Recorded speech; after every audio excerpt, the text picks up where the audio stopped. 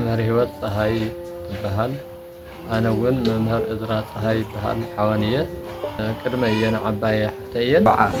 ሰተና ጾመሮዓስ ታይለን ይነግራና ነይረን እዝና ነቢይ ተጓይ ፍቅሪ በጣም ስለዘለወን ኣደይም ቢሆተን ኣደይ ኣብ ጾመሮዓና ፍልሰታስ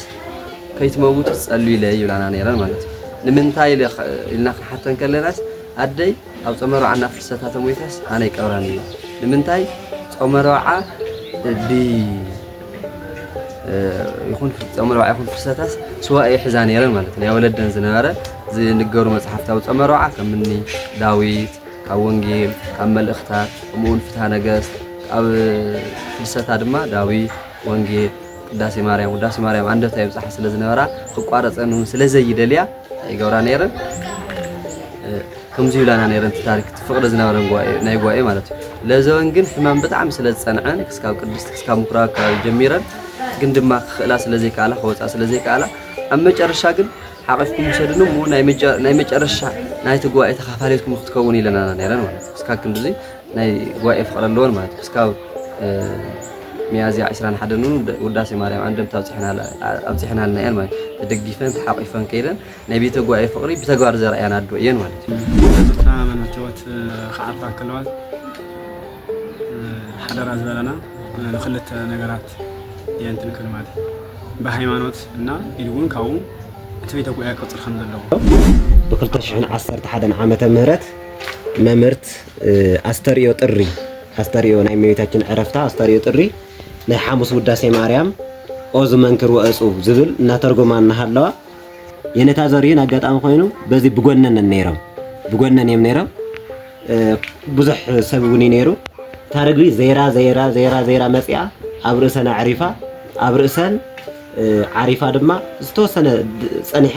መምህርት ከም ትርእይዎ ዘለኹም እውን ምንም ቅንዕ ይበላ የማና ጸጋም አይበላ ከም ዘለዋ ስኡለን እናተርጎማ ማለት እዩ እቲ ዝትርጉሞ ዝነበራውን ብጣዕሚ ድንቂ ኦዝ መንክር ወእጹብ ማለት ብጣዕሚ ድንቂ ማለት እውን እዩ እታ ርግቢ ኩሉ ነገራ ማለት ስኡላ ጸኒሓ ድሓር ግን ሽንቲ ሸና እውን ከይዳ ማለት ኣብቲ ቆቢዕን ማለት እና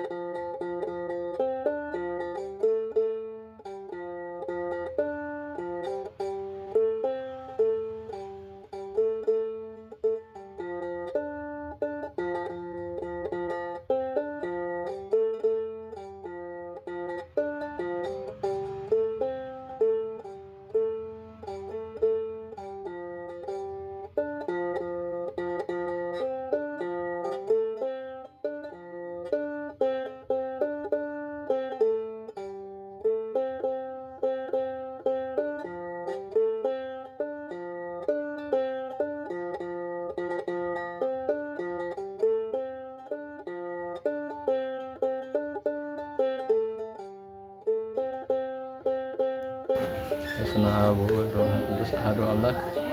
ኣነ ናይ ዛዕባ ናይ መምህር ህይወት ተዓባብያ او ትውልደን እውን ያው ኣቦአን ኣቦና ማለት እዩ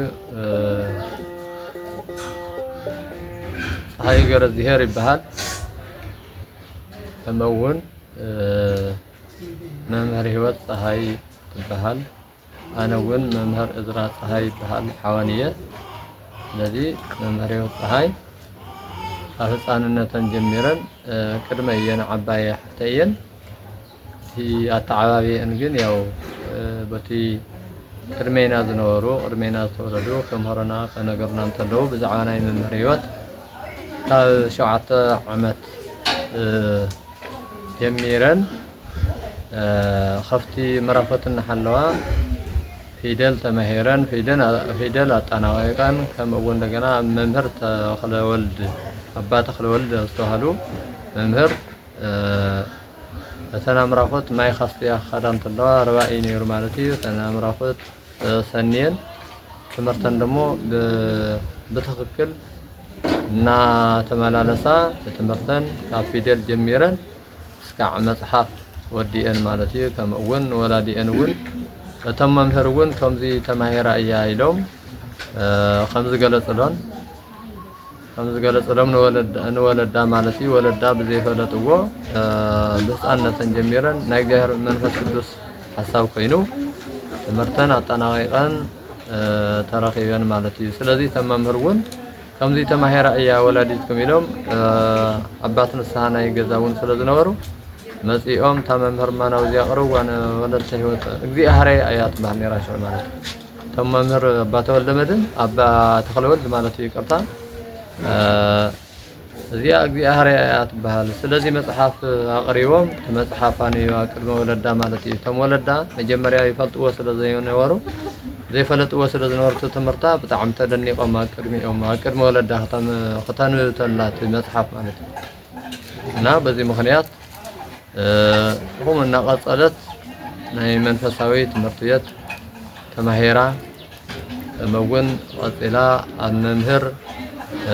አባ ሰላም አስተዋህሉን ቀጽላ ተማሂራ ከመውን ካው ቀጽላውን መንፈሳዊ ጉዕዞ ያው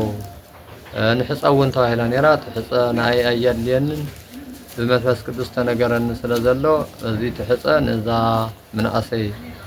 ዘላ خفلنا እዩ መስወርቅ በመስወርቅ መስሊን ኪ መስወርቅ ተዋሂለ ነራ አይ ዘየድልኒ ስለዘልኩ ስለዚ ዘምሳዚዮም ዕድለኛታት እዮም ዘለው ሰቃል ኪዳና እዮም ስለዚ ነተሐፍተይ ነታ ምንአሰይ ንሳት ትዳር ትሕፀት መርዓና አይኹን አነ ግን ሕፀና መርዓና አየድልኒ ኢለን መንፈሳዊ ጉዕዞ ጀሚረን ማለት ነው አባ ሰላማ መምህር ሰላማ አስተዋህሉ ነይሮም ናቆም ከይደን ትምህርተን ቀጽለን ከሞ ቀጽለን እውን እንደገና መንፈስና ከውን አኽሱም መጽየን ስርዓተ መንፈስና ወዲአን ከመውን ናብ መንፈሳዊና መምህርና መምህር መጋቢ ምስጢር ሄኖክ ተስፋኢስ አቴን እውን ትምህርተን ብዝግባእ አጠናቂቀን ተማሂረን ከመውን እንደገና እና መራን ብዙሕ ጊዜውን አነውን አጋጣሚ አብዛው ሁሉ ጀሚሩ ይቆና ተንቢየን እየተማሂረይ ካው ግን ያው አውዚ ያባክሱም አላ ሐብተኻና ተዋርኩ ስለዚህ ንገረን ዝነበረ ተሕራይውን መጽሔት ተኸታተለይ ተዲቁና መስወዳኹ አውዚ መጽየውን ቅንያ እንጀሚረይ የነታ ሄነኩን ቢሽፍቲ አመሩን ነይሮም ነገር ግን ተኸታተለን ንሰን አምሂረናኒ ከምውን ተኸታተለን መጽሐፍ ትርጓሜ መጽሐፉን ሐዲሳት መጽሐፍና ቅንየ አስተምሂረናን ማለት እዩ ስለዚህ ከምውን ያው ሁሉ ጊዜ ብለይትን በቀጥርና አስቀሳ አናን ተደቀስኩን ተስዕና ወላ አነ ብዙሕ መቼም ተጋህትን ይስተይ ይጎለን ነይሩ ተጋህት ግን ካብ እንተ ማሂረ ማለት እዩ ዳሕራይ ግን እና ተሳኹ እሺናልኩ ይቆጽል ነይረ ቅንየ ማለት እዩ ተመጽሐፉን ከምውን ቀጽለይ ቅንየ መስወዳኹ ናብ መጽሐፍ አቴናኒ ዜማውን ብናተን ፈቃድ አብይንታ ዘችወስ ጸመድጓ ዜማ ውዳሴ ማርያም ከምውን አምሂረናን ብናተን ፈቃድ ማለት እዩ ከምውን እንደገና ካው ቀጽል ግን መጽሐፍ ባጀት 100 ቅርሺ ገይረን ካብ አቡነ ኢሳይያስ ብዝነበርዎ ዘመን ስለዚህ 100 ቅርሺ ባጀት ገይረን ናይ መጽሐፍ ተማሃሩ ኮይነይ መጽሐፍውን ኣብ 5 ዓመት ሐዲሳት አጠናቂቀይ ማለት እዩ ከምውን እንደገና በፈተና ኮይኑ ኣብ ሃገረ ስብከት አኽሱም ማለት እዩ በፈተና መስሐለፍኩ ናብ እንዳ ተክለ ሃይማኖት ደብረ ማርቆስ ናው ዓዳውን መንርጵስና ናው ተመድየ እናስተመርኩ ሕጂ 10 ዓመት ገይረለኹ ማለት እዩ ስለዚህ 10 ዓመት ግን እቲ ጽቡቕ ስራሕን ዝነበረ ግን ሁሉ ጊዜ أنا وين كاستمر ياو بسبكة وانجيل استمر كيرك مالتي በስመ አብ ወወልድ ወመንፈስ ቅዱስ አሐዱ አምላክ አሜን። ሽመይ መምህር ያሬድ አሰፋ ይባሃል። ኣብ መምህርት ህይወት ፀሃየ ኣብ እግረን ተማሂረ ዝዓበኹ ብፍላይ ድማ ብህፃንነተይ ካብ መጀመርያ ዳርጋ ወዲ 12 ዓመት 13 ዓመት እናሃለኹ እየ ኣብ መምህርት ህይወት ትምህርቲ ጀሚረ ኣብ መምህርት ትምህርቲ ጥራሕ ዘይኮንኩን ከማደይ ኮይነን እውን የሓደራ ተቀቢለን ናቦይ ኩሉ ነገር ሓላፍነት ወሲደን ገዛውን ኣብናተን ገዛ ከም ካልኦት ተማሃራይ ዘይኮነስ ኣብናተን ገዛ ኣብ ናይ ባዕለን በይነይ እየዝድቅስ ነይረ ኩሉ ብደንቢ ማለት ዋላ ግብረ ዲቁና እንተ ተማሃርኩ ኣብ ካሊእ ንባብ ይኹን ኩሉ ነገር ቅኔና ተማሃርኩና ኣለኹ ንባብ ኩሉ ባዕለን ኣምሂረን እየን ኣዕቤናኒ ቅኔ ኣምሂረን እውን ብናተይ ፈቃድ ብናይ ዓለይ ፈቃድ ንሰን እውን ዝነበረን ቅዋም ዝነበረን ኣረኣእያ ናተረዳኹ ስለ ዝዓበኹ መፅሓፍ ንኽምሃር ናብ መፅሓፍ ኣትየ መፅሓፍ እውን ኣመሪቐን ዛዕበያኒ ንሰን እየን ማለት እዩ። እዚ ክብል ከለኹ ግን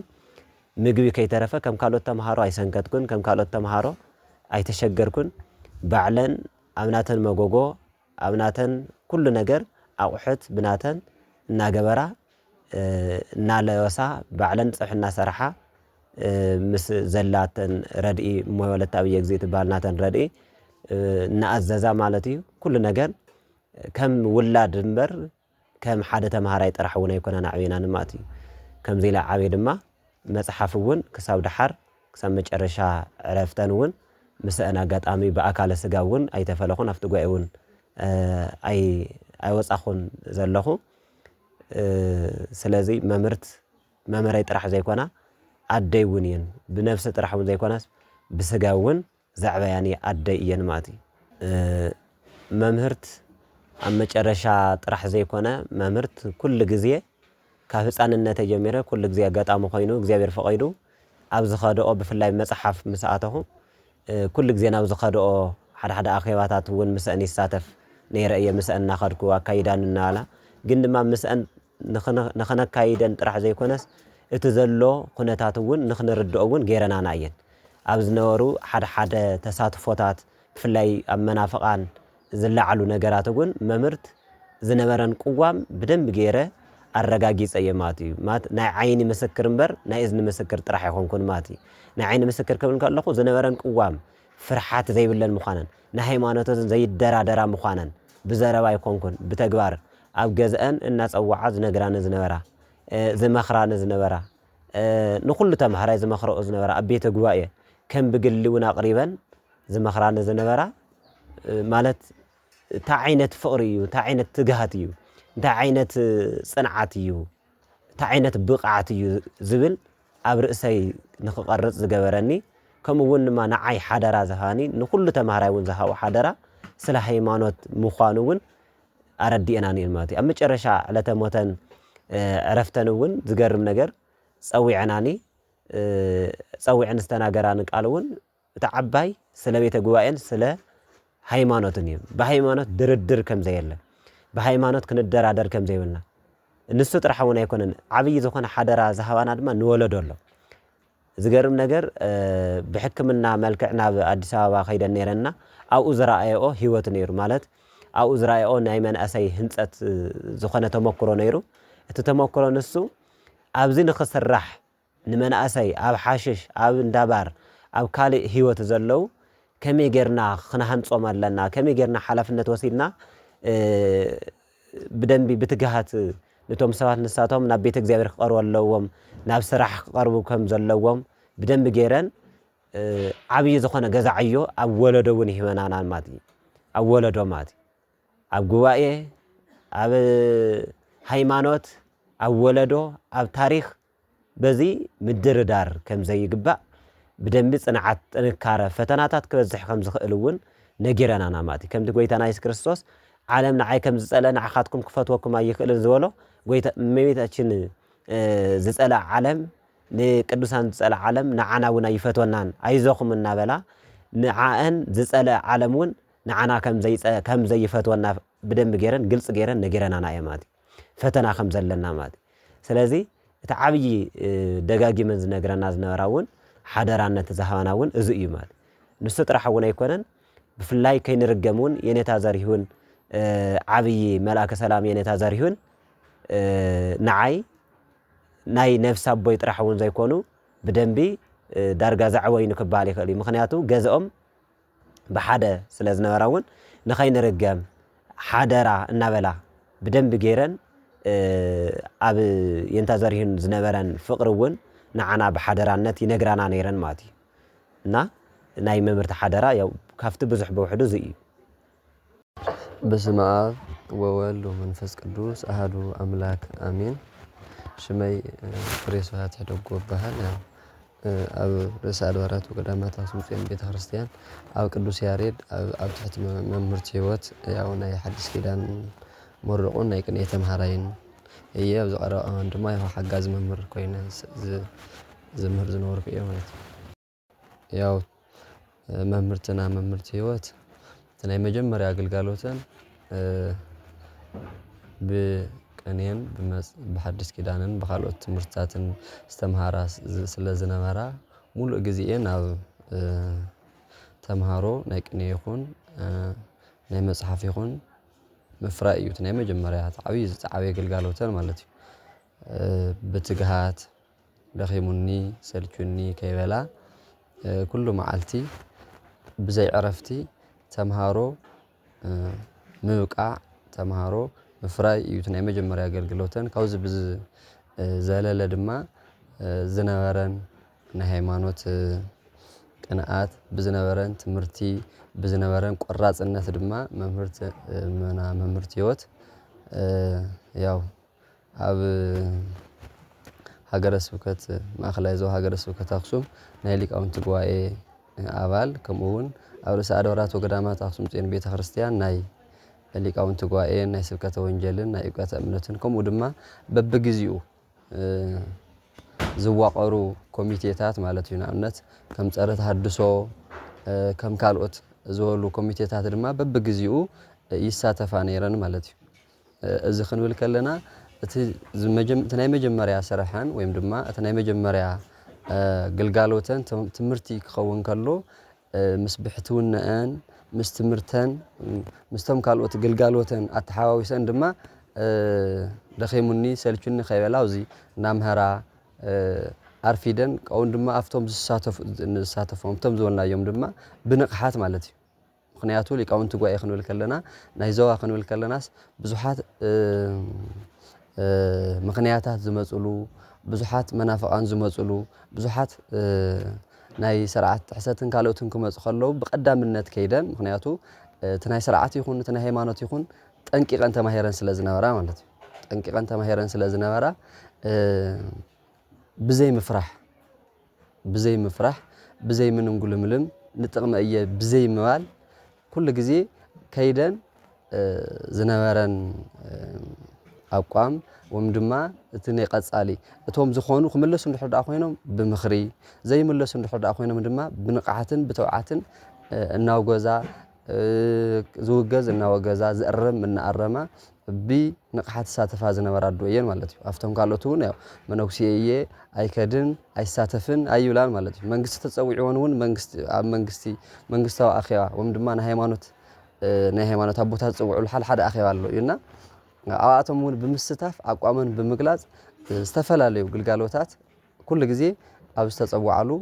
እሞ ድማ ኣብ ዝተፀዋዓሉ ድማ ኣቋመን ገሊፀን ስለ ሃይማኖተን ነጊረን ዝበሃል ኢለን ምክንያቱ ተዓድዚ ዓዲ ሃይማኖት ተዓድዚ ዓዲ ስርዓት ተዓድዚ ዓዲ ኩሉ ስለ ዝኾነ ንሰን ድማ ናይ ኣቦታተን እግሪ ተተኪአን ኣነ ተተኪእ ኣለኹሞ ኣብ ዘመነይ ሃይማኖት بت ዝነበረ ናይ ኣቦታት ክኸይድ ኣለዎ ክጣመም የብሉን ኣብ ዘመነይ ስርዓት ኣቦታተይ ክጣሓስ የብሉን ኣብ ዘመነይ ኣነፍታት ዝተተካኽዋ ክስካብ ዘለኒ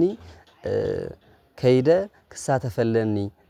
ንወለዶ ድማ ከመሓላልፈለኒ ብማል ብዘይ ድኻም ማለት እዩ በተለይ ኣብዚ ሕዚ ዓመት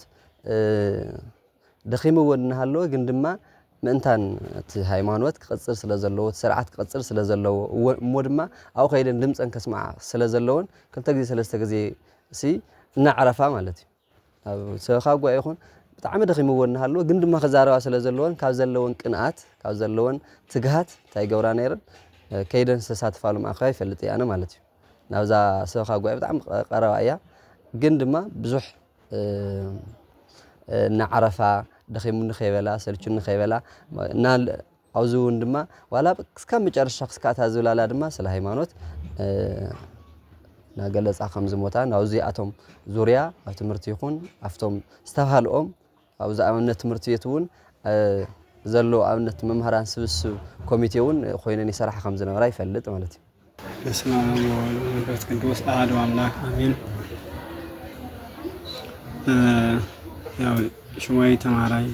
ዘራዳዊት ሙሉዓለም ዘራ ይባሃል ኣብ መምህርት ህይወት ተማራይ በናይ ቅኔ ሙያ ሒዘ መጽሐፍ ወና ተማርኩ ጻናሁ እስካብ ጊዜ ያው ብቅኔ እውን ብምትሕባር ተማሃሮ ዘለሁ እየ ማለት ያው መምህርትና መምህርት ህይወት ሓደራ ካብ ዘለናራ ኢሉ እውን መጨረሻ ህይወቱን ከዓርፋ ከለዋዝ ሓደራ ዝበለና ያው ብዙሕ እዩ ማለት እዩ ግን እቲ ካብቲ ወናነት ግን ክልተ ነገራት የንትን ክል ማለት በሃይማኖት እና ኢሉ እውን ካብኡ እቲ ቤተ ጉባኤ ቅጽል ከም ዘለዎ ኣውራል እንትን ዳስመራሉ ማለት እዩ ስለዚ እቲ እምነት እውን እንታይ እዩ ብዙሕ ብዛዕባ እምነት መምህርት ብዙሕ ተፈቲነን እየን ብዙሓት ፈተናታት በእምነት በሃይማኖት መሰረት ምክንያት ብዙሕ ፈተና ኣጋጢምወን እስካብ ማእሰርቲ እውን ዝኽዳሉ ግዜ ነይሩ ብዙሕ ፈተና ዝስዒረን ግን ያው ሃይማኖትና ቅንዕን ይኸዳ ነይረን ማለት እዩ ስለዚ እዚ ናተን ኣሰር ክንኽተሎን ኣሰር ኣቦታት ክንኽተሎን እየን ብደንብ ዝምዕዳ ነይረን መጀመርያ ጀሚሩን ናና እውን ናይ ኣቦታትና ኣሰር ተኸቲልና ክንኸይድ ከም ዘለና ናቦታትና ክንመስል ከም ዘለና እቲ ሕድሪ ኣጽኒዕና እምነትና እውን ኣደልዲና ክንኸይድ ከም ዘለና እየን ኣፍጢመን ሓደራ ዝብላ ነይረን ማለት እዩ ኣው ኣጋ መጨረሻ እውን እንትንክላት ኣለዋ እቲ ቤተ ጉባኤ ሓደራ ክቅጽል ከም ዘለዎ ማለት ካብዚ ሓማ 2 ዓመት ኣካባቢ ኮይኑ ኣሎ ኣብዚ ውሽጢ ዓመት 2 ዓመት እዚ ሪኦን ስለ ዝነበራ ብዙሕ እንትን ዘበለን ይሆን ለና ማለት እዩ እና ብነፍሰን እውን ሕጉስ እየን ብስገን እውን ሕጉስ ነይረን ዋላ ተስቃይት ሕማም ደመከራ ላይ ነበረን ነበር እቲ ቤተ ጉባኤን ከም ዘሎ እዩ ንሰን ከም መራሒት ኮይነን እቲ ዘሎ ተሰን ዘውፅኦ ሰን ዘፍረዮ ዝመልመሎ ድማንቲ ተማሃሪ ከተሓብርን ከምህርን ኮታስ ቤተ ጉባኤ ቀጢሉ ይኸድ ነይሩ ማለት እዩ እና እዚ ሁሉ ስለ ዝረኣያ ሰን እውን በቃ ዕጎት ነይረን በቃ እቲ ሕማም ተስቃይ መከራ ብቻ ጥራሕ እዩ ሳቀየን ነይሩ ብዛዕባ ቤተ ጉባኤን ብዙሕ ዝጭነቐ ነገር ኣይነበረን ዝበላና እውን ሓደራ ከምታ ናይ ቀደምኩም ሓደራ እቲ ቤተ ጉባኤ ቀንዕ ኣለዎ እቲ ቤተ ጉባኤ ክፈርስ የብሉን እቲ ቤተ ጉባኤ ከም ዘለዎ ቅጽል ኣለዎ እስከ መጨረሻ ስለዚ እቶም ዘለው እቶም ዝተገደፉ ዘለው ዝመልመሎም ሰን መምህራን እውን ያው 2 ዓመት ሙሉእ ሒዞም ፀንሑ ቤተ ጉባኤ እዩ ማለት ተፈቲኖም እዮም ማለት እዩ ጽቡቕ የንሪአን በዓለን ፈትሸን ሪአን ምንም ሕጉስቲ ነይረን ማለት እዩ ስለዚ እቲ ቤተ ጉባኤ ቅጽል ከም ዘለዎ እየን ለኣና ሓደራ ይበናና እቲ ሓደራ እውን ያው ክንፈጽሞ ኢና ዝብል ኩሉ ተማሃሪ እውን ብጽቡቕ ዋላ ሓዘንተኛ ይኹን ይሓዝን እዩ ብጣዕሚ ግን ዋላ ይሕዘን ዳ እምበር ተስፋ ይቆረፀ ምክንያቱ 2 ዓመት ሙሉእ የመሓደራና ነይረን እቲ ዘምህሮ ዝነበረ ድማ እቶም ደቂ መዛሙርቲ ስለ ዝኾኑ ብዙሕ ተስፋ ዝቆርፀ ኣይኮነን ምክንያቱ ንሰን ዋላ ብስጋ ይፈለየና ብመንፈስ እኒአውና እቲ ትምህርቲ እውን ከም ዘሎ ስለ ዘሎ ማለት እዩ ስለዚ እቲ ቤተ ጉባኤ ዘስግእ ነገር ዋላ ሓደ የብሉን ቅጽል እዩ ማለት እዩ ምክንያቱ ወዲ ረመፅ ሓንኩሽቲ ዝበሃል ኣይህልዎን እዩ ማለት እዩ ዋላ ከምኡ ዓይነት ሓታ ሓሳብ ካብ ደገ ክመፅእ ክእል ምናልባት ፈተናታት ከም ዘሎ እዩ ምክንያቱ እዚ ካብለን ዝኻልታ እዩ እቲ ፈተናታት ናይ መምህርትና ፈተና ናራእናዮ ሰፀና ስለምሳና ስለዝዓበየ ስለዝረኣናዮ ከመይ ኢሎም ይፈትንዎን ከም ዝነበሩ ከመይ ኢሎም لعل تحت يبلونهم زنورو سلن نردا أب بيت قويون فتنا يمسن من وين يخوني لها حسب يكالني معناته قدنيو ሃይማኖት ወንስለ ዝኾነ ያው ጸላ ያሰና ወንስለ ዝሕወሰው ብዙሕ ነገር ክመጽ ኸልዩ ግን ያው ወደረ መጽሐን ኮሽቲ ኢሉ አተሐሳብ ዝመጽን ሰብ እንዳህሊ ድማ ታይ ኾነ ያው ወሃር ኾንካ መጽናሕ ከም ዝኾነ ብናተን ተባዓትን ሓቡን ኩሉ ነገር ንሪኦ ሰነርና ማቲ ስለ ሃይማኖትን ዝነረ ቆራጽነት ምንም ተኾነ ወላ ዓዲ ሙሉእ ተዝግልበጠን ምንም አይመስል ድንግጽ አይብላንሰ ብዛ እምነት ብዛ ሃይማኖት ስለ ዝኾነ ዝግደሽ አይነራ ማቲ ስለዚህ ንሕና እውን ሲና ንሪኤርና ካበን ሲና እውን ተማሂርና ማቲ ስለዚህ እዚ ስለ ዝኾነ በአና ወገን በአና ልከ ቤተ ጉባኤ እዚ ክቕጽል እዩ ከም ዝቕጽል ድማ ኣብዚ ኽውሽጢ ክልተ ዓመት ርኢና ኢና ከመይ ቀጢሉ ኸይድ ምንም ዓይነት ዋላ ሰነ ሃይመን ሃለዋስ ከምቲ ናተን ሕማም ቀደም ተፈታሒሩ ትጓ ቤተ ጉባኤ ከምዚ ክልተ ዓመት ድሮን ነብራ ኮይኑ ክኾን ይነብር እዩ ምክንያቱ ትሒዝዎን ዝነበረ ሕማም ጽንዕ ዝበለ ስለ ዝኾነ ስለዚ ኣብዚ ክልተ ዓመት ስለ ዝተረኣየ ምንም ስጋኣት ዘስግእ ነገር ኣይህልዎን ማለት እዩ ስለዚ ፈተና የውልን ኣይበሃልን ክህልዎ ይግድን እዩ ያው እቲ ፈተና ድማ ክነሓልፎ ያው ኣብኡ ኮይነ ሰን በረድኤት ይሓግዛና ኢና ክንብል ንኽንበር ብዛዕባ ቤተ ጉባኤ ክፍታሕ እዩ እንታይ ክኾን እዩ ተምሃር ክፍተን እዩ ዝብል ሓሳብ ብዙሓት ሰባት ከምኡ ክጠራጠሩ ክእሉ እዮም ቡትናትና ዘለና ርድኢት ቡትን ንሕና ዝተባሃልናዮ ርድኢት ቡትን ስለ ዝበለና ሒዝና እንተኸይድና ግን ከምዘይፍታሕ እዩ ከምዘይፍታሕሉ ምክንያት ንምንታይ እዩ ክልተ ዓመት ሙሉእ በቃ ተምሃሪ ተለማሚድዎ እዩ ፀኒሑ በቃ ክልተ ዓመት ሙሉእ ሒዝዎ እዩ ምንም ዘሽግሮ ነገር ሰይኮነ ማለት እዩ ስለዚ ንሰን ኣብ ገዛ ኮይኑ የመሓደራ ላፍቶ ቤተ ጉባኤ መጽእ እውን አይዞኹም ዘም ደቀይታ ትገብርለኹም ከመይ እዩ ኢሎን ተተማሃረ እውን እንደገና እስቲ ለአን ወኪል አግነ ኮይኑ ዘምር ነረውን ንመምህር ይጽዋዕን መምህር ንዕና እስከራያና እስኪ ታይ ንገብር ለና እስኪ አዋጅና ከመይ እዩ ቅንያና አግረና ከመይ እዩ አዛርፋና ከመይ እዩ አጋሳና ከመይ እዩ አላብሳና ከመይ እዩ ዝን ይሪ እንትን ይብን ይራሓት ለን ያምፀን ይዕድመን ማለት ይመጻና ሰንኻ ተሓጉሽን ይዝኸራን ነር ማለት ስለዚህ ካብዚ መሰረት ተላዒላና እቲ ቤተ ጉባኤ ቅጽል እዩ ናተውን ሐሳብ ብቻውን ዘይኾነ ናይ ኩሉ ደቀ መዝሙር ቅጽል እዩ እስከ መጨረሻ ቅጽል እዩ ያው ንዝመጽ ነገር ሁሉ ሓቢርካ ምቅላስ ስለ ዝኾነ ሃይማኖት ስለ ዝኾነ ሃይማኖት ኩሉ ግዜ ቃልሲ እዩ አባትና አና ተቃለሱ እና ተጋደለ የመጽም ንሰኑ እና ተጋደለ እና ተቃለሰ አይና ሐሊፈን እስከ መጨረሻ ስለ ቤተ ጉባኤ ስለ እምነትካ ስለ ሃይማኖትካ ያው ንሱውን ስለ ዝኾነ ክትቃለስ ክትጋደል ግድን እዩ ማለት ዝመጽ ፈተና አሜን ለካ ተቀበልካ እስከ መጨረሻ ከም ትሰን ጌርና ዝኸዳ ሳውን ከም ጌርካ ተቀበልካ ንዝመጽ ወለዶ ናይ አቦታት አፈር ትውፊት አሰር ተኸቲሉ ዝኸደሉ መገዲ መፍጣር እዩ ማለት እዩ ማለት ስለዚህ ንሰን ግን በተጋሃትን በለይትን በቀትርን ምስ ቤተሰብ ለኒ መርዓለኒ ዝከረለ እናበላ አይኸዳን ነረን ምክንያቱ በህትውና ኢዛት ቃዕ ነሮ ካብ በህትውና እውን ቃል እግዚአብሔር ምን ጋር ተዘይ ኮይኑ ማንም አማንም መርዓ አማንም ተስካር ኸይደን ምንም አይሳተፋን ነረን ምክንያቱ መንፈሳዊ ጉዕዞ እዩ ዝሕሰን ኢለን ከምዚ ነሩ ማለት እዩ እና 64 ዕድሜን በዚ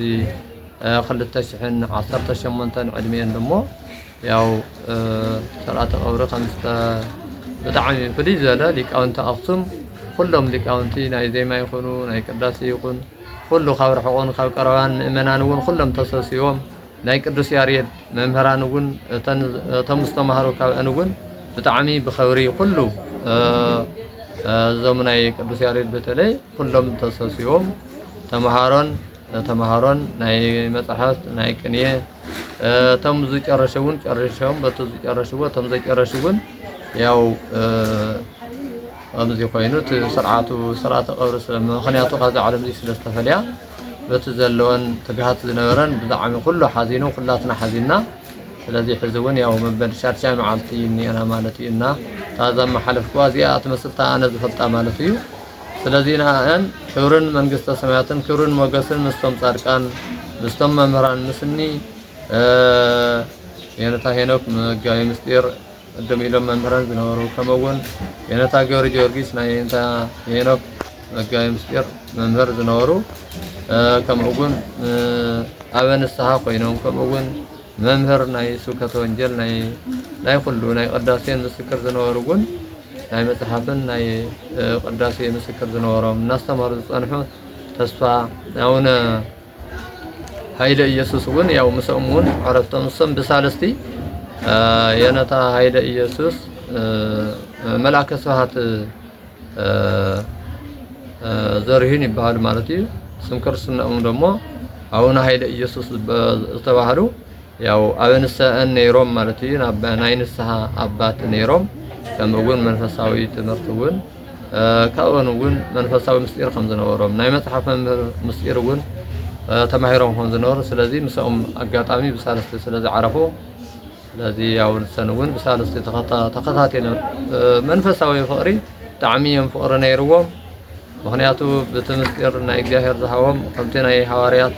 ሓድነት ዝነበሮም ሓድነት ምስቶም መምህራን ምስ ኩሎም ሓድነት ዝነበረን ምዃኑ እዚየ ዝገልጽ ናይ መምህርትና ምስ የነታ መልአከ ሰላም ዘሪሁን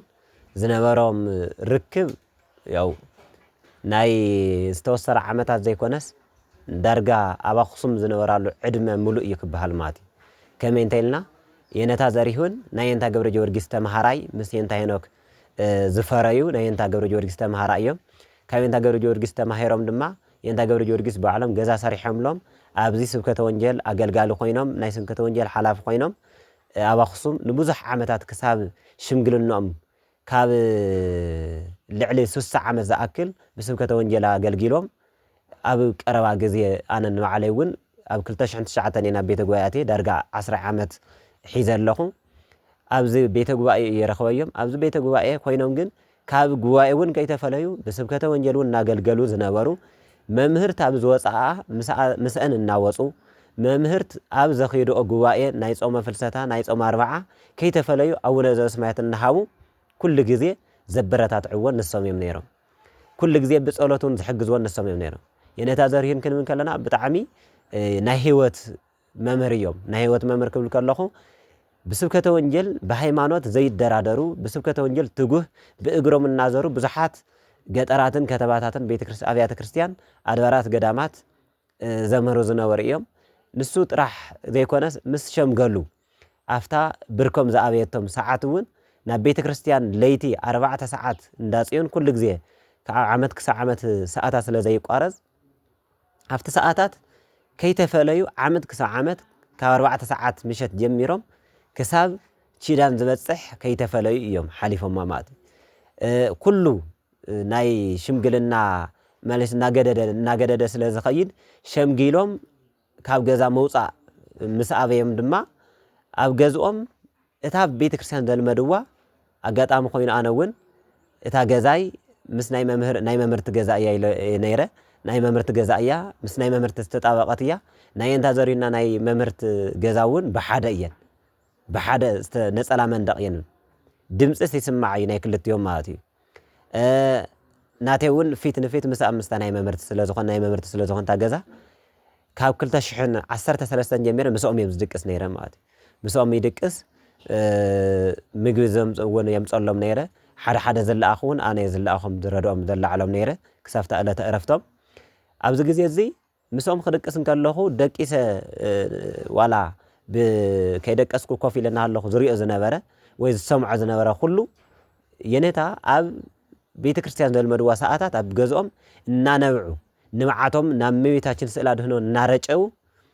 ብንምዓት እናበኸዩ ሙሉእ ለይቲ ሰዓታት ቆይሞም ዝሓድሩ ነይሮም ኣብ ገዝኦም ማለት እዩ። እዚ ጥራሕ ከይኣክሉን ኣብ ሰዓታት ተናይ ጸሎት ሰዓታት እውን ከየጉደሉ ብጸሎት ብትግሃት ይጽልዩ ከየቀደሱ እውን ኣይበልዑን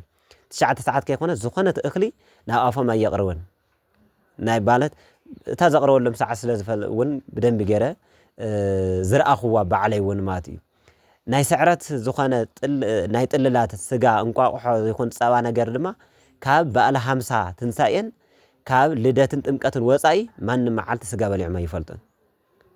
ያው ብጣዕሚ ዝገርም እዩ ማለት ዝነበረ ጽንዓት ክሳዕ ዕለተ ዕረፍቶም ውዳሴ ከንቱ ከይኾነኒ ከምዚ እዩ ዝገብር ከይትብል እናበሉ ይነግሩኒ ነይሮም ማለት እዩ። ሕዚ ግን ያው بهوተ ስጋ ካብዚ ናይ ውዳሴ ከንተ ዓለም ወፅኦም ስለ ዝኾኑ ተፈልዮም ስለ ዝኾኑ ውዳሴ ከንቱ ስለ ዘይኾኖም የሕዝ ንምስክር ዛረቡ ዘለኹ ንሱ ጥራሕ እውን ኣይኮነን እቲ ካፍታ መስሖም ዝመፀት መቑነን ዘምፃ ኩሎም መቑነን ብናይ እመቤታችን ሽም መቑነን ንሓደ ተምሃራይ ናይ ቅኔ ወይ ናይ መፅሓፍ ዓቕሚ ዘይብሉ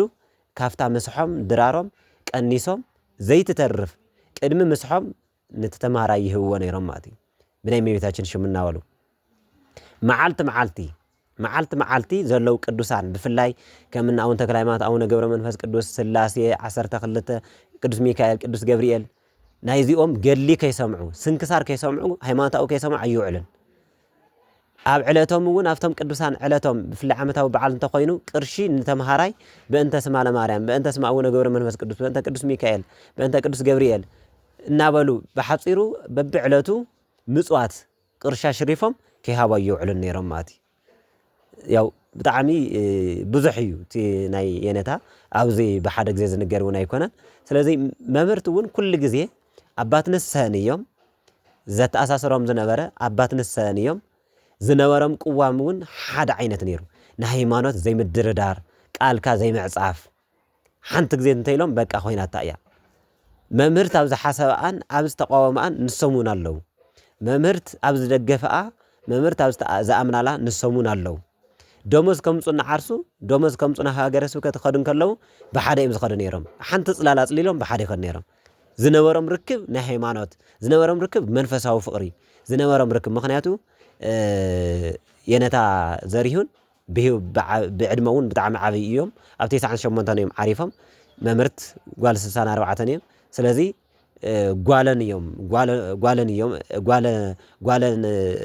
ጓሎም እየን ስለዚ ዝነበሮም ፍቕሪ ካብ ቀደማት ሒዙ ንሰሙን መውፅኢት ቃሎም መምህርት ህይወት እያ ንሰን እውን የኔታ እየን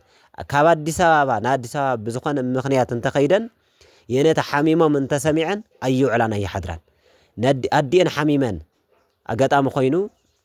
ብሓደ ከይድና ኣዲአን ሓሚመን ማለት እዩ ኣነ እውን ናብ ቤተሰብ ንሰን እውን ናብ ኣዲአን ሓሚመን ክሪኣ ክኸዳን ከለዋ የኔታ ሓሚሞም ዝብል ቃል ምስ ሰምዓ ገዲፈና ንመፅአን ማለት እዩ ብየነታ ኣይደራደራን ነይረን ንየነታ ዝነበረን ፍቕሪ ፍሉይ ነይሩ ከም ኣዲአን ገይረን ዝሪኣ ዝነበራ እየን ማለት እዩ ዝኾነት ነገር ናብ ዝኾነ ክወፃን ከለዋ እውን መርቑን ከይበላ ይወፃን መምህርት በይነን ኣብ ዝኾናሉ ሰዓት ካልኣየን ንሰን እዮም ነይሮም የነታ ደኺሞም ዓዲ ምስ ወዓሉ ድማ ኣብ ገዛ ብጸሎት እናሓገዙ ኣይዘኹን ምንም ኣይትኾናን እናበሉ እቲ ሕማም እውን ዝነበረን ሕማም ሕድር ሕማም ንኽብሪ እዩ ከይተማረራ እናበሉ ብደንብ ገይሮም ዘጽናዕንዕዎን ዝነበሩ ንሰን እዮም ኣባት ንስሐን እውን እዮም ክሳብ ዕለተ ሞተን እና ቀረባ ዝንስአሎም ዝነበራ ኣባት ንስሐን እዮም ነይሮም ዝኾነ ነገር ዘቕምጥለን ንሰን እየን ነይረን ዝኾነ ነገር ዘማኽርዎን ንሶም እዮም ነይሮም ኮታስ ንየነታ ዘሪሁን ዝነበረን ሓለፋነት ዝነበረን ፍቕሪ ክግለጽ ኣይኽእልን ንሶም ዝነበሮም ሓለፋነት እውን ክግለጽ ኣይኽእልን ማለት እዩ ምክንያቱ ኣነ ብሂወት ዝረኣኽዎ ትፍቕሮም እውን መዚኖዮ እየ ብናተይ ዓይኒ ተመዚኑ እውን ኳስ ክግለጽ ዘይኽእል እዩ ማለት እዩ 5 ዓመት ዝኣክል ጥራሕ ዘይኮነ 9 ዓመት 10 ዓመት ዝኣክል ርእዮ እየ ማለት እዩ እና የኔታን መምህርትን ዝነበሮም ፍቕሪ ዝነበሮም ሓለፋነት ብጣዕሚ ፍሉይ ዝኾነ ንጎረቤት ዘቕነአ ንኻሊእ ሰብ ዘቕነአ ፍቕሪ እዩ ነይሩ ዝነበረ ፍቕሪ ናይ ሃይማኖት ፍቕሪ እቲ ዕላምኦም እዩ ሓደ ገይርዎም ማለት እዩ እቲ ዕላምኦም ኣብ ወለዶ የነታ ኩሉ ግዜ ዝጭንቆም ዝነበረ ከይልኩም ኣምህሩ የነታ ዝጽጉሞም ነገር ኣሎ ድዩ ክተርፍ ዶ እንተይለዮም ናብ ቤተ ጉባኤ ዝኾነ ጉባኤ ኣለኒ እንተይለዮም ክኸይድ ዶ ወይስ ክጸንሕ ዝለኣኽ ኣለዎም እንተይለዮም ዳሕና ናተይ ይኽእሎ እየ ከይድኩም ግን ኣይዞም ንገርዎም ኣምህርዎም መን ክሰምዐና ኣይትበሉ ከይድኩም ስቑኢልኩም ተናገሩ ዝጥቀም ሰብ ኣሎ ይብሉና ነይሮም መምህርት እውን ዝብላና እዚኣ እያ ነይራ ወለዶ ኩሉ ታሪኹ ክፈልጥ ወለዶ ኩሉ ሓላፍነቱ ክፈልጥ ኣብ ቤተ ክርስቲያን ዝኾነ ዓይነት ነገር ብሸለልትነት ከይበላሾ ብልምዲ ሰብ ከይጓዓዝ ካብ ልምዲ ክወፅእ ኩሉ ግዜ ናይ ክልቲኦም ቃል ነይሩ ማለት እዩ ሰላም ለቺ ደጊሞም መሪቆም ይሰድና ነይሮም ማለት የነታ በጣም ዝገርመን ክልተ ነገራት አለው የነታ ክ አጋጣሚ ኮይኑ ምስትዕብየቱን ሓደ ግዜ ተቆጥዖም አጋጣሚ ንሕናውን ንእስነት አሸኒፍና እንተቆጥዕናዮም የነታ አያሐዘልና ንእስነት ቆዩ የነታ ይቅረይበሉልና ኢልና አጋጣሚ ይቅረኽንብሎም ይቅረይበሉልና ኢልና እንተኸይና አይዞኹም ዞም ደቀይ አይራገምን መርገም ከይትራገምና አውልኩና ማርኩስ አነ መርገም ክራገም አይዞኹምን አይረግመኩምን አይሕዘልኩምን ናውል እንሱ ጥራሕም ግን አይኮነን አጋጣሚ ዝኾነ ምክንያት ቆርየም እንተ ነይሮም ጸዊዖም ንዓዝ ወደይሎም አቀይ መካድየ ኢሎም ይቅርታ ዝሓቱ ዝነይሮም ንሶም ማለት ይገርም ኣብ ዕድመ እቲ ዕብየት ኩሉ ነገር ከሸነፎም እንታይ ዓይነት ሊቅነት እንታይ ዓይነት ናይ ሕሊና ንጽህና እንታይ ዓይነት ንጽህና እዩ ነይሩ አበየላይ ማዕረግም በጽሕም ነይሮም ዝብል የደንቀን ነይሩ ማለት ተመሊሶም ንሶም ይቅርታ ይብልና ነይሮም አቀይመኩም ከይኸውንና ወሉ ማለት አሸጊረልኩም ከይኸውንና ወሉ ማለት ንሱ ጥራሓው ዘይኮነስ የኔታ ንንሽተን ንስሓ ዝኾነት ነገር አጋጣሚ ቀዳም ስዑር አይኽሉን ኢልና 8 ሰዓት ከይፈለጡ አብልዕና የመስል ገና ሓንቲ ኩላሶ ምስ ኮለስዋ ታይዲሎም ማዓንቲ ኢሎምና ቀዳም ስዑር መዓልትስ ክበልዕ ኢሎም ነታ ዛውፅእ አውፅዮም ካኣፎም ማለት አውፅዮም ደርብዮም ዝስተ ዝበሃል ከይሰተዩ መቤታችን ክሳብ አይሙረይ ዝስሕት ጌርክኒ ክሳብ መዓልት ዝጠፍአኒ ጌርክኒ ኢሎም ብጣዕሚ ሙሉ መዓልት እናለመኑ ዋውዒሎም ማለት ሙሉ መዓልት በኺዮም ነቢዖም ማለት ንሕና ከዓ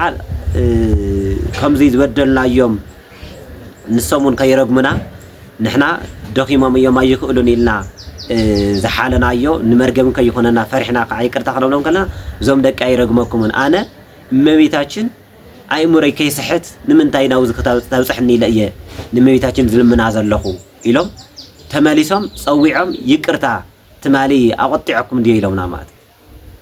ብጣዕሚ ዝገርም ነገር ንዓኣ እውን ከይተነሱ ንኸይሞቱ ነታ ሓንቲ ናኣፎም ዘእተዋ ተነሱ ከይሞቱ ናባት ንስሓይ ወይ ብባጃጅ ውሰደኒ ወይ ድማ ኣምፀለይ ብባጃጅ ኢሎም ሙሉ መዓልቲ እናጨቕጨቑ ነውዒሎም አባት ንስኦም ረኺቦም ማለት ንሽተን ንሳ እቶም አባት ንሳ ይገርሞም ነይሩ ሕዚ እኮ ንሽተን ነገር እያ ትህልዎም ይብልና ማለት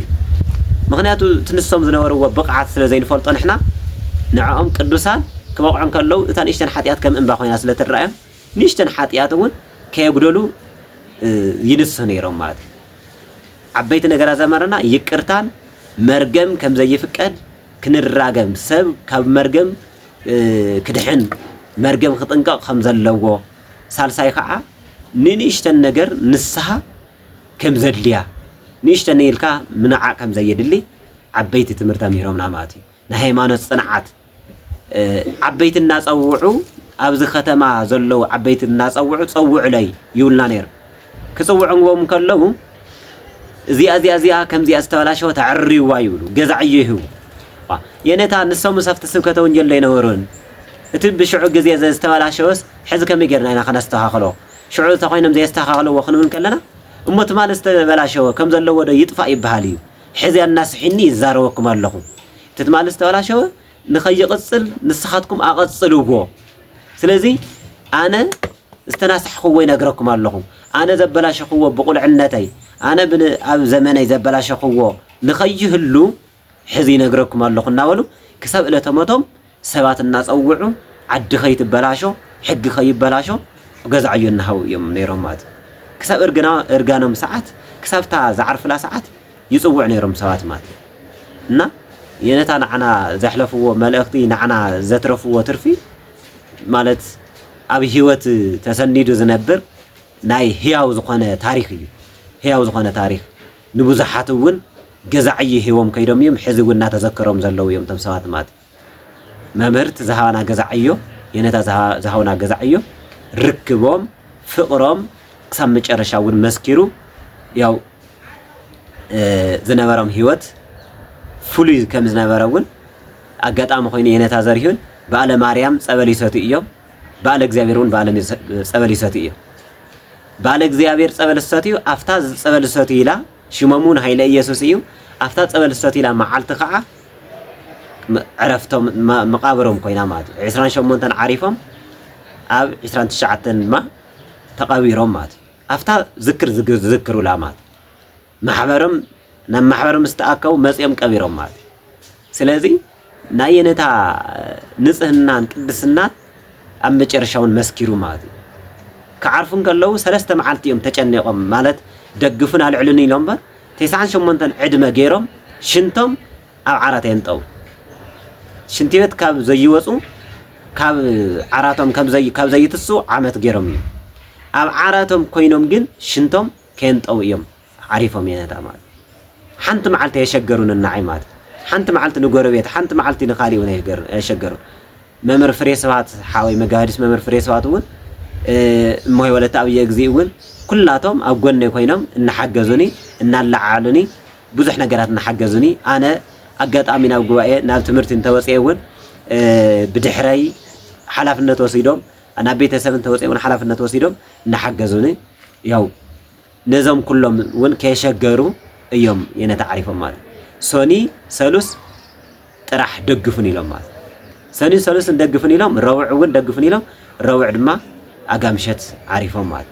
ስለዚ የነታ ክሳፍታ ዝዓርፉላ ሰዓት ዋላ እኳ ደግፉን እናወልና ሃለው ሽንቲ ክትመጾም ከላ ሽንቲ መጽያትን ሃበኒ ኢሎም ሽንቶም ናብ ዓራት ከፍሰሱ ማለት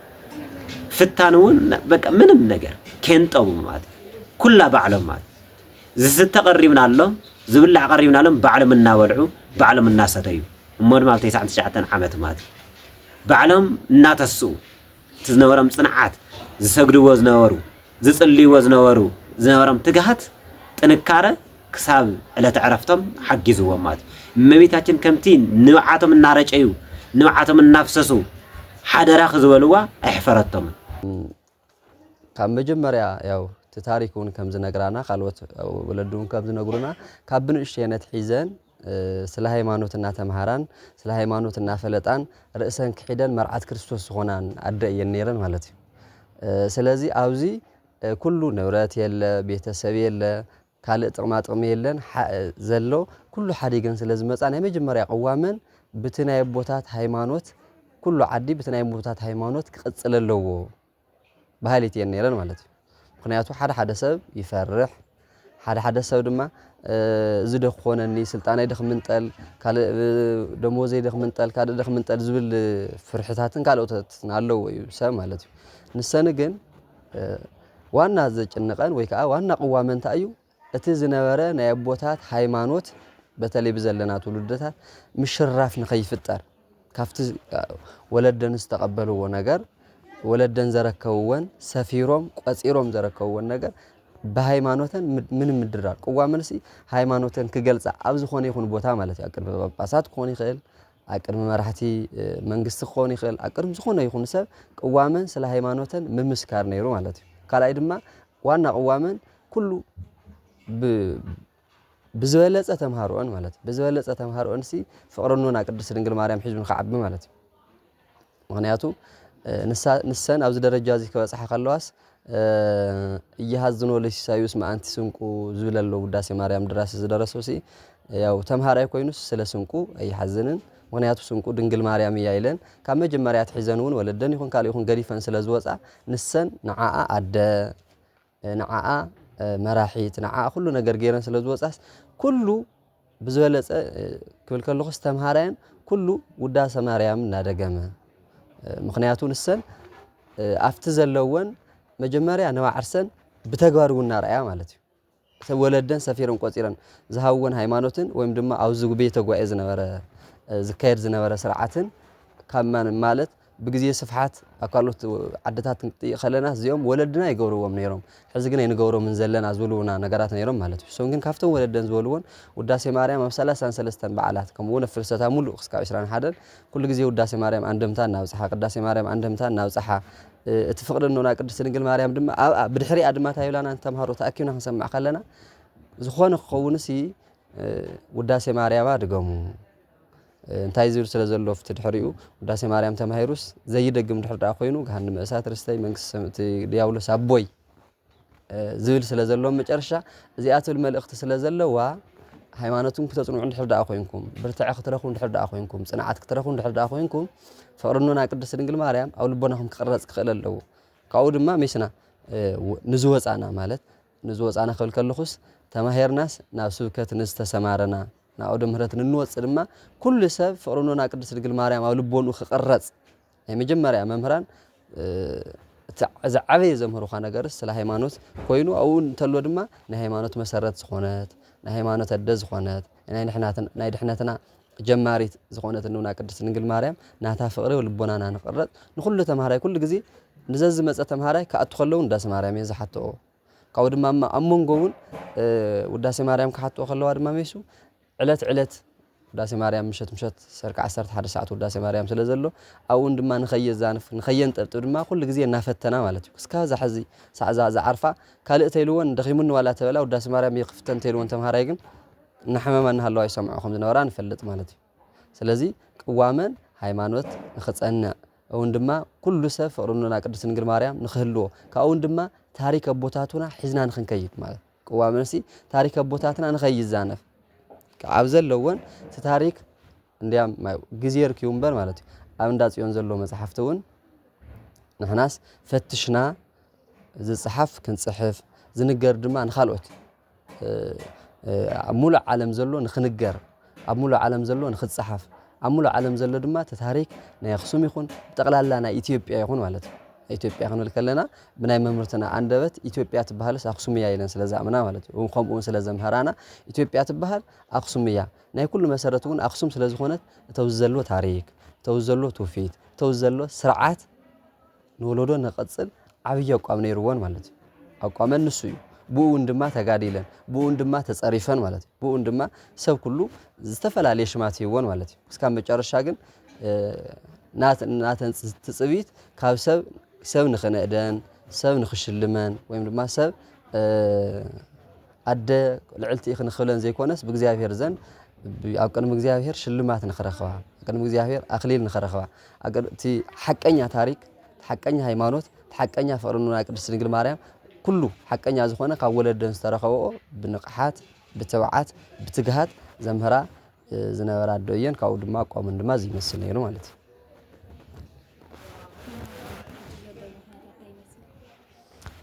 ተምሃሮን ሕዚ ዘለናሉ ኩነታት መጀመርያ ንሕና ኣየስተውዓልናሉን እምበር ያው በተለይ ኣብዚ ዓመት እዚ እናመሓደራ ማለት እዩ እናመሓደራ ክብል ከለኹ ክደኽመን ከሎስ ያው ሰብ ይወልድ እምበር ኢለን ዝምስልኦ ምሰላ ነይሩ ማለት እዩ እና ክሓማ ከለዋ ክደኽማ ከለዋስ እቲ ቤተ ጉባኤ ክድፈን የብሉን ኣዴና ብዙሕ ፍርያት ስለ ዘፈረያ ብዙሕ ተምሃሮ እውን ስለ ዘምሃራ ስለ ዝተከኣሲ ኣብዚ በተለይ ኣብዚ ዓመት እዚ እቲ እቶም ዕብዒብ ዝበሉ ዘለዉ እቶም ናብ መምህርነት ዝወቕዑ ተምሃሮአን ንኸምህሩ ሓደራነት ንኽቕበሉ እናገበራ እየን ነይረን ማለት እዩ ንሃለዋ ብሂወተን ሒዘንሲ ኣመሓዲረን እንታይ ክኸውን ከም ዘለዎ እቲ ቤተ ጉባኤ ክሕጎል ከም ዘይብሉ እቲ ቤተ ጉባኤ ክቕፅል ከም ዘለዎ ንሰን ኣነ ተሃለየ ፅቡቕ ተዚሃለየ ድማ እቲ ቤተ ጉባኤ ከምቲ ዝነበሮ ክኸውን ስለ ዘለዎ ንሃለኹም ሓደራ ይተቐበሉ ዝጎደለኩም ድማ መልኡ እናበላና እየን ነይረን ማለት እዩ እና ነገራና ያው ነስተውዕለሉ ንምስትውዓልን ዘይምስትውዓልን ናትና ጉዳይ ይኸውን ማለት እዩ ስለዚ ኣብቲ ዓመት እዚ በተለይ ብደንቢ ገይረን ነቶም ዘለዉ ዓበይቲ መምህራንና ብቕኔ ይኹን ብመፅሓፍ ይኹን ናይ ቅኔን ናይ መፅሓፍ መምህርቲ ስለ ዝነበራ ብደንቢ ምእንታን ከይንሰንፍ እውን ምእንታ ሓደራና ክንቅበል እውን ምእንታ እቲ ፍቕረን ክንርድኦ እውን እንታይ ገብራ ነይረን መሲልኪ ክስካብታ ዝሞታላ ማለት እዩ ደጊፍና ሓቂፍና ቤተ ጉባኤ ዘውፃሕናሉ ግዜ ነይሩ ማለት እዩ ደጊፍናስ በተለይ ጾመ ረብዓ ኣብ ፍልሰታና ጾመ ረብዓስ እንታይ ኢለን ይነግራና ነይረን ናይ ቤተ ጉባኤ ፍቕሪ ብጣዕሚ ስለ ዘለወን ኣደየን ብሂወት ኣለዋ ኣደይ ኣብ ጾመ ረብዓና ፍልሰታስ ከይትመውት ፀልዩ ኢለ ይብላና ነይረን ማለት እዩ ንምንታይ ኢልና ክንሓተን ከለናስ ኣደይ ኣብ ጾመ ረብዓና ፍልሰታ ተሞይታስ ኣነ ይቀብራን እየ ንምንታይ ጾመ ረብዓ ይኹን ጾመ ረብዓ ይኹን ፍልሰታስ ስዋኤ ሒዛ ነይረን ማለት እዩ ናይ ወለደን ዝነበረ ዝንገሩ መፅሓፍቲ ኣብ ጾመ ረብዓ ከምኒ ዳዊት ካብ ወንጌል ካብ መልእኽታት ከምኡውን ፍትሐ ነገስት ካብ ፍልሰታ ድማ ዳዊት ወንጌል ቅዳሴ ማርያም ውዳሴ ማርያም አንደብታ ይብፃሓ ስለ ዝነበራ ክቋረፀን ስለ ዘይደልያ እንታይ ይገብራ ነይረን كم زيولانا نيرن تاريخ فقر زناورن ناي غواي مالتي لزون ግን ሕማም በጣም ስለጸንዐን ክስካብ ቅድስት ክስካብ ምኩራ አካባቢ ጀሚረን ግን ድማ ክላ ስለዚህ ካላ ከወጻ ስለዚህ ካላ አመጨረሻ ግን ሓቂፍኩም ወሰድንም ሞ ናይ መጨረሻ ናይ ተጓይ ተኻፋለትኩም ክትከውን ኢለና ነይረን ማለት ክስካክ እንደዚ ናይ ጓይ ፍቅር ኣለዎን ማለት ክስካብ ሚያዝያ 21 ነው ውዳሴ ማርያም አንደም ታውጽሕና ለናየን ማለት ተደግፈን ተሓቂፈን ከይደን ናይ ቤተ ጓይ ፍቅሪ በተግባር ዘርአያን አድወየን ማለት ስለዚህ ከምዚ ክላና ከለዋ ትቤተ ጓይ ያው ይጽልየልን ነይሩ በአቅሙ ነው ናቶን ጸሎቱን ዓዊ መስለኒ አዴና በህይወት ተፈለናና ማለት ስለዚህ ናምሃራ ናነገራ ወንድማ ተስፋ ከይንቆር ተስፋና ሃዋ በህይወት ጉና ነገራ እና የነርና በህይወቱና ሃለዋሲ ንሐመማ እና ተጨነቀና ሃለዋ ትቤተ ጓይ ክስካብ ህይወትኩም ክስካብ ሕማምኩም ጽርኩም ክትከድወለኩም በማል በተግባር ዘራአያና የነርና ከምዚ ነይሩ ማለት ስለዚህ እቶም ተተካአቲ መምህራን ድማ በደንቢ ተዘወሉ ሓደራ እና ተቀበሉ ተዝነበረን ትግሃትን ንቃሓትን ተዝነበረ ኩሉ ምንታን ክቅጽል ኢሎም ያው ሓደሮም ተቀቢሎም እንሃለዋ ዝጎደሎሙን እናመልኡ ዝሕተቱን ንሓተቱ ሓገምዮም ማለት ስለዚህ ብድሕሪኤን ኣብዚ ሕዚ እዋን ዘሎ ድማ ያው ተማሃራይ ንሽተይ ናይ ሞት ብጣዕሚ ጽንዕ ይብል እዩ ብርግጽ አዴና መምህርና ጥራሕ ዘይኮና ሰደና ንኹላህና ማለት ንኹሉ ካብ ኩሉ ፍሊ ዘብለን ካብ ዘመምህራን ፍሊ ዘብለን ታይ ነይሩ መምህርት ንኹሉ ጸዊዕን ዝኾነ ክትኩር ከለኻ ካልእ ክትብል ከለኻሲ ጸዊዕን ምኽሪን ዘዋኻ ማለት ከተረጋጋ ክትጸንዕ ምክንያቱ በተለይ ሎሚ ኣብ ሻምና ሽሑን ስለዘለና ብዙሓት ፈተናታት ከጋጥሙና ከም ዝኽእሉና እሞ ድማ ናይ ቤተ ጓይ ፍቅር ክህልወና ከም ዘሎ ብዙኾነ ፈተና ክሽነፍ ከም ዘይብልና ንኹሉ ተማሃራይ በቢ ግዚኡ ማለት እዩ ብዘይ ዕረፍቲ ንኹሉ ኣደ ኮይነን ማንምስ መምህሩ ጥራሕ ዘይኮነስ ኣዲኡ ዝሞተኦ መሲሉ ተሰሚዑ ኩሉ ሓዚኑ ማለት እዩ ኩሉስ ሓዚኑ ማለት እዩ ኣብዚ ሕዚ ንሽተይ ሓዘን ኣዴና ስታይና ክንከውን ኢሉ ግን ድማ ብጣዕሚ ክነድንቐን ዝግበአና ድማ ብህይወተና ሃለዋ መሓዲረናና بهوتن هالوا زسرحلنا بهوتن هالوا حدرا إلنا سلز موتا جن تزلوا حزي كلهنا ناي مصحف يخون ناي كني يخون مانم ممرتنا تموتا ياو بنفسون هياويين بصلوتون كن حسبن كون دما ناي ممرتنا هيوت بيم دما ناي ممرتنا نحنا محزان زي كونس انتي دا يزدلي تفايلنا مس كله تمهاري تمخخرنا لنا تزنبره غواي خقصل ምክንያቱ ሪእና ናውን ስለዝኾና ኣለማሚደና ናውን ስለዝኾና ተነበረ ጎኤ ከም ዘለዎ ብቕኔ ይኹን ብመጽሓፍ ይኹን ክቐጽል እቶም ተምሃሮውን ክሓዝኑ ዘይኮነስ ሓቦሰን ይቆም ተቢዖም ተዝነበረ ትምህርተን ቃላዊ ትምህርቲ ጥራሕ ዘይኮነስ ቃላዊ ትምህርቲ ጥራሕ ኣይተሓዙ ተግባራዊ ዘለዎ ትምህርቲ ትሕትና ሓዙ ትዕግስቲ ሓዙ ወለድኹም ኣኽሩ ወይም ድማ ዓበይቲ ኣኽሩ ሲልኩም ኩሉ ግዜ ስለ ትሕትና ኩሉ ግዜ ስለ ፍቅሪ ኑና ቅድስት ድንግል ማርያም ኩሉ ግዜ ድማ ስለ ምርዳ ኩሉ ግዜ ነገራና ነይረ ማለት ያው ዛ አይነ ስውራት አለው ተሓጽሎም ደኻሉ ስለዝናና ዝነበራ ንሕናውን ተማሃራይ ታይና ተዘራሪብና በቃ ከምቲ መምህር ዝገብሮ ዝነበራ ቅኔሲ ሲልኩም ክትማሃሩ ከለኹም ሲልካ ተተማሂርካዩ ቋንቋ እዩ ትሕትና ሒስካ ትዕግስቲ ሒስካ ብምክባር بمرد عند حد حس كهيد ما تمرتن هيوتين يو تخلوا تمرتاتون يبلنا سلازنا وانا تمهاري دم مازح زوان ياو تحزنون ودينا كأسأل زلوا سوني كم تزقصلوا كم تزن محاضرانا مسارت تمرتنا خنجمر كأو بحبون بتوعتن نايم مرتنا علامة نايم مرتنا رأي نايم مرتنا زنارة كله نجار كنا قصل يحزي وسينون ياو مخيرون زلو تتمهراي مالتي يبزح زلو حزن ياخلنا ايو برقص ساون نسنون اتماوت انون تا كل غزي بزي ملقام كل غزي زعلانا زنورا فقرنونا قدس دنگل مريم اب علتن كموتا بتغوار كابر ايانا اتي بتغوار زري انا زنورا دما اموتن كاب قصلوس نحناون كميلنا اتي ناتن ነገር نقصل بمال حبوب بمسنقة تمهراي نيكني يكون مصحفتي يكون ياو كتقمتوا بزي تخل ملكوعو تم تمهارون ياو بخمزي نتوم نت تتكيو زلو ويك انتم نامهارو صانح ممران ياو بحبون بتوعتن ايزنا نولو توم الشيات كواس مالتي እና بخمزي زلو تبيتو غواي مالتي እና كيد ممهار مستمهارن كاو قصالي معلتታት تقصليو مالتي ركامي يقصل زبل تنا سنون محضرنا سلازة هلا بزح شكر يكون السنة محضرنا خيرين كلا خمزي لن ያው ምን ጋር ስለዚህ ያለ ህዚ ወህዚ ካብሶኒ خجمري ثم بقني زام هرز نورون حمزه قصليام تمصحف زام نورون حمزه قصلياماتي ምንም ዝዕገት ነገርስ የለን ማቲ ካብሶኒ ከምታ ዝነበረታ እንድሕር ሸውዓተ መዓልቲ ይኹን ለማቲ ካብሶኒ ከምታ ዝነበረታ እታ ቅንያ እታ መጽሐፋ ከም ዘላክ ትኸድያ ተመጽሐፍ ንጎ ጅምሪው ሰሙን ተሕር 3 ሰዓት እንደገና ተማሪ ናይቅኒውን ጅምሪ ምንም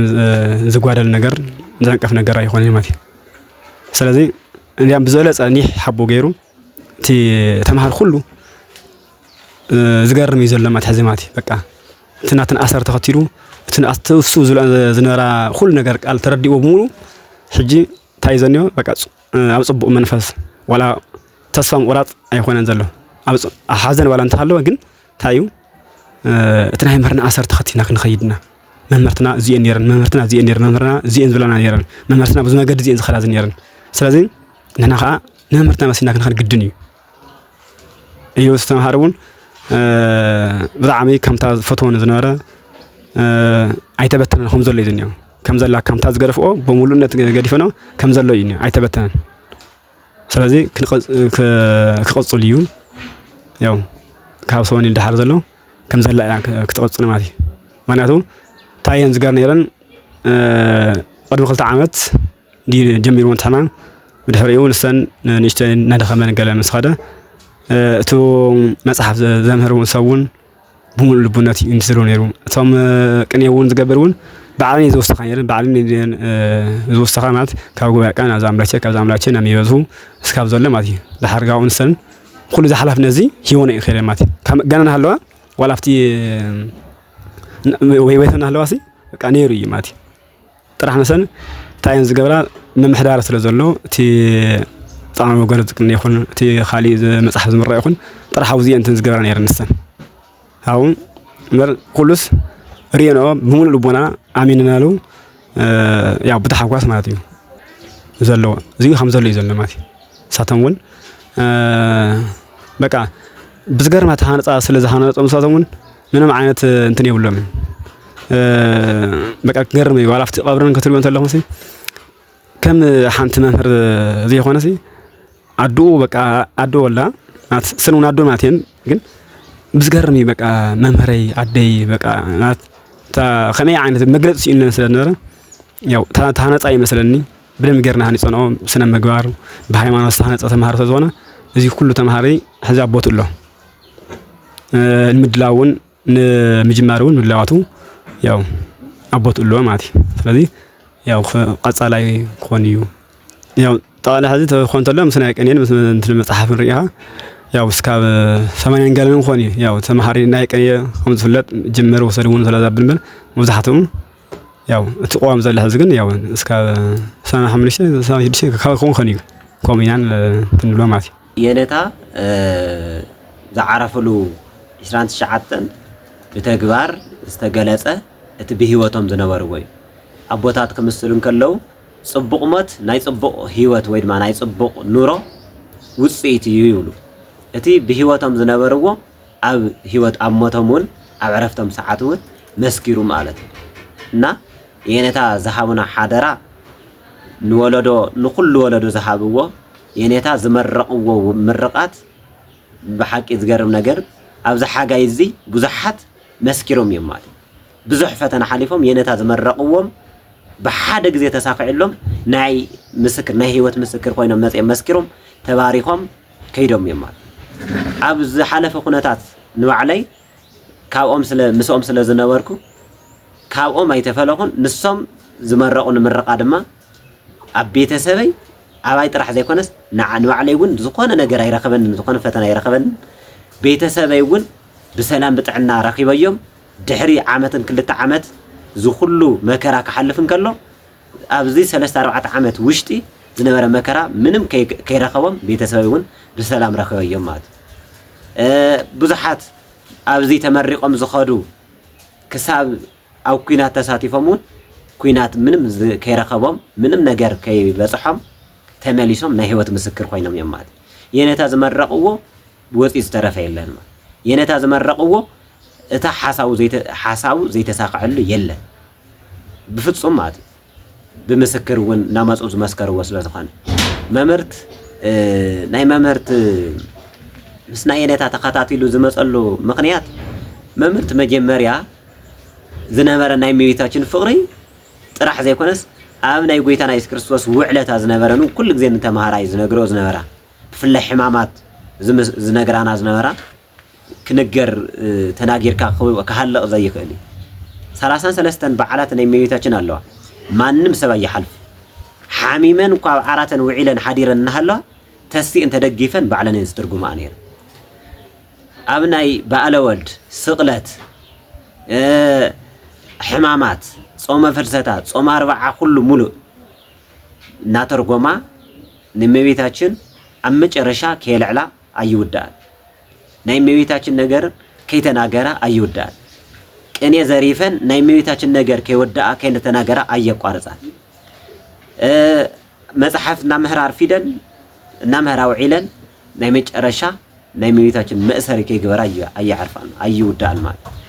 ኣብ መጨረሻ እውን ክሳብ መጋቢት 27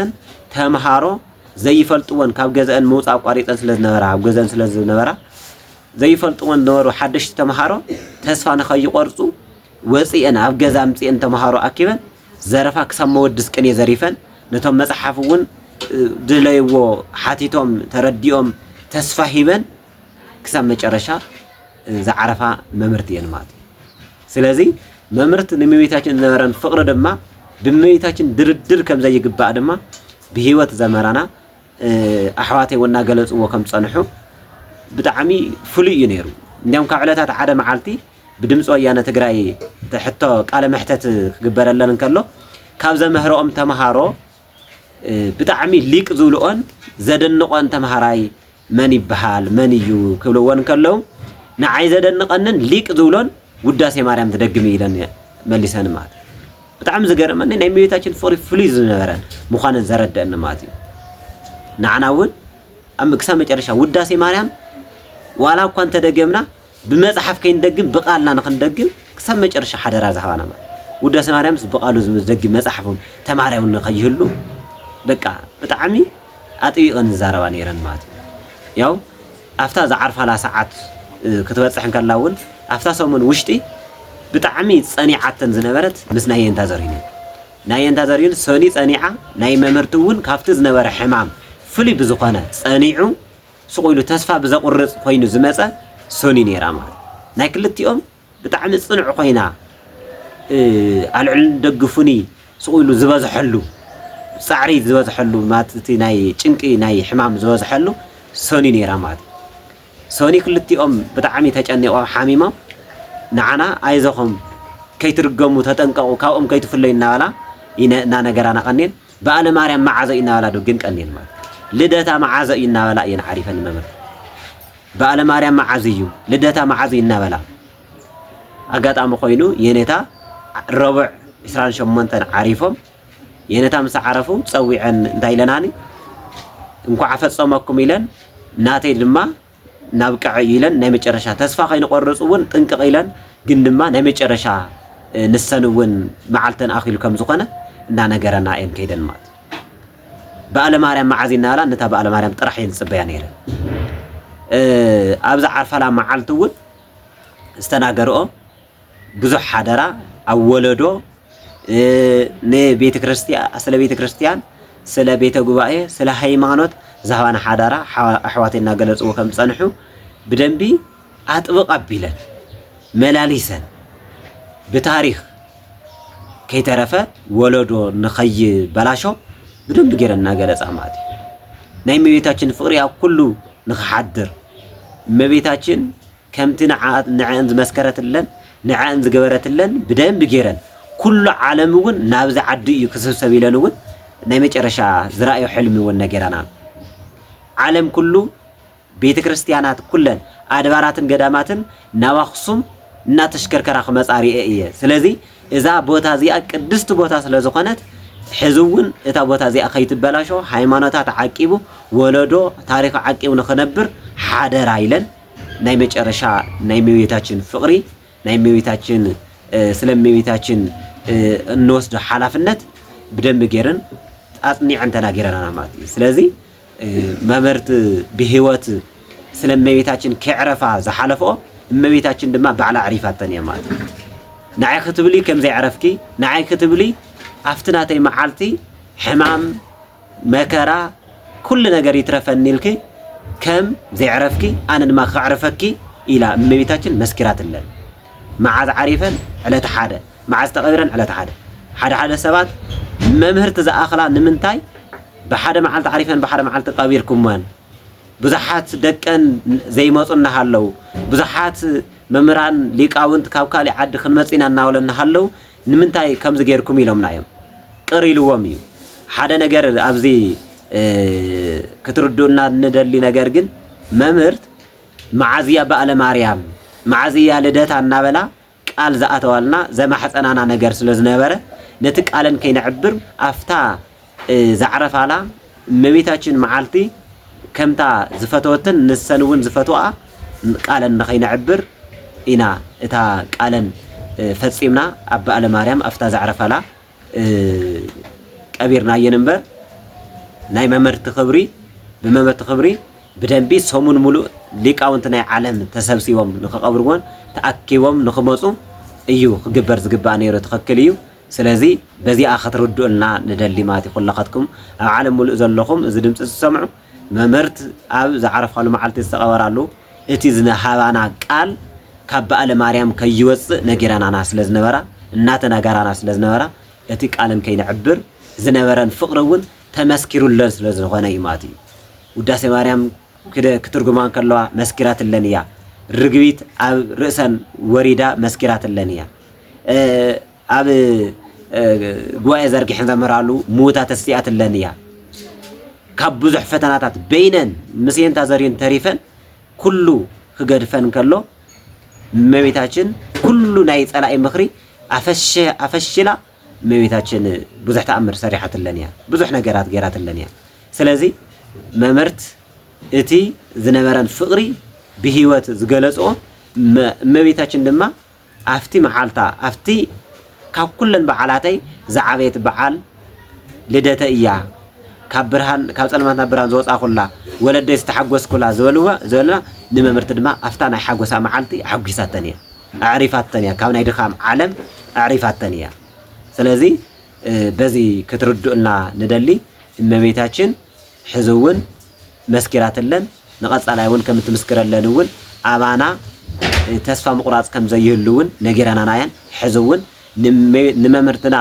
زحجزت نممرتنا زترادت مميتاچن نعناون كم زي تقرفنا ينتا زريهنون تسفى ومنا ممرتون تسفى بنانا سلازقنا كل دق مزمرون تسف بعل تسفاي أما مرت زنبر هيوت بك أناس نقع دق زيهم خنكو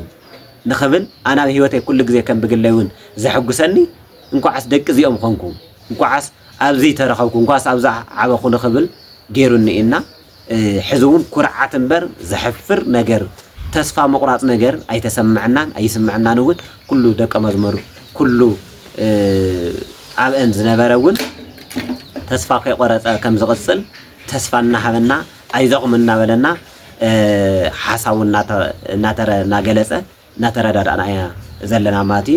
سلزي أبمال العالم زلوا كله مسيو اتناي ممرت بركات ناي ممرت هيوت ناي ممرت تاريخ بدم بغيرو نخسندون كلون اتزتوها حادرا نخواصا ناي كلاتنا حلفنا ساعة زقنا زمهارون مسيو نخمهار اتناي ممرت زفر إفرة قالوا يحزون بتجبارون ريان تحقوسانيا سلازي كله نايم مرت فرة قالوا أيو كقصليو كلاتنا ونا نامس أنا خن مهار ملأختي كم محلال في دلي ناي أبوتاتنا ناي ولدنا تاريخ كم يجر تعقي وخنبر يخل زولنا جردما